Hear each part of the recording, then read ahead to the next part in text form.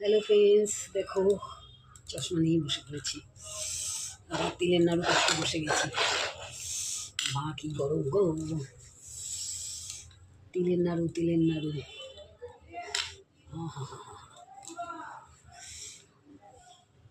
পাতা নেই কেমন হবে। গুড়টা ভালো পাক হয়েছে কিনা কি জানি, বুঝতেই পারছি না, অনেক গরম।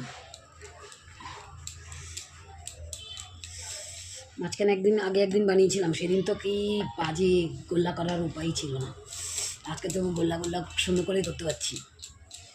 ওই দিনগুলো কেমন হয়েছিল বাপ রে বাপ! ওগুলোতে নাকি ওগুলোতে নাকি বেশি গুড় হয়ে গেছে। এটা তো মনে হয় ঠিক আছে।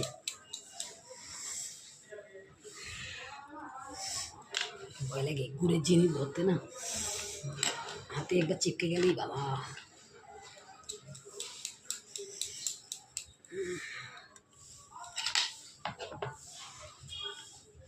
ভয় লাগছে।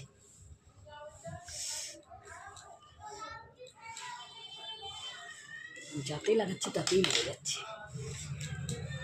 হে হে, জানি একটা হাতে মনে হচ্ছে চুল মনে হলো।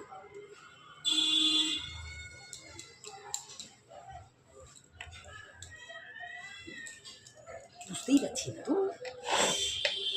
এদিকে দেখো শক্তও হয়ে যাচ্ছে। একা একা করা বড় মুশকিল, কিন্তু আমার খুব ভালো লাগে জানো। তিলের নাড়ু খেতে আমি ভীষণ ভীষণ ভালো লাগে। ওই দিনেরটা করেছিলাম স্টিলের থালার মধ্যে দিয়েছি, একদম সব লেগে টেগে কী অবস্থা। কালকে এক জায়গায় যাবো তো, সেই জন্য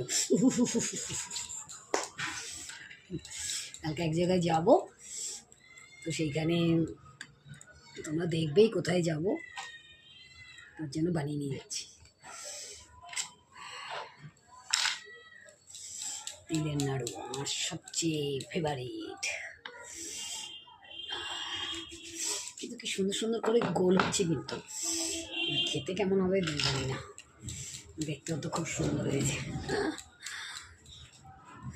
অনেক সময় দেখতে সুন্দর হলে খেতে ভালো হয় না, আবার অনেক সময় দেখতে ভালো না হলেও খেতে হেবি সুন্দর হয়। এই হলো ব্যাপার। দেখো কিরকম লেগে যাচ্ছে, কিন্তু অত লাগবে না। স্টিলের থালার মধ্যে না ওই দিন তো একদম পুরো চিপকে গেছিল।